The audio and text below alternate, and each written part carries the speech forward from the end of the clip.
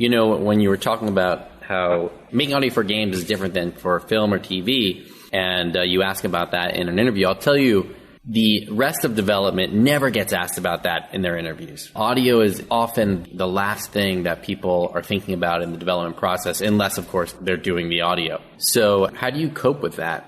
Yeah, I think it depends on the project. I've worked on a ton of projects, and I find that some developers or some teams, some creative directors really think about it from the start and are open to ideas and really want to push the envelope, not just in design or engineering, but in audio too. So that's really great working with people like that. As you know, I work on Oddworld's projects and I work with Lorne Lanning, and he highly values audio and he really wants to start early with audio.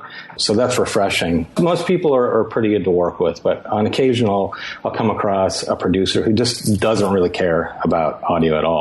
So what have been some of your single favorite project, and what made it so great?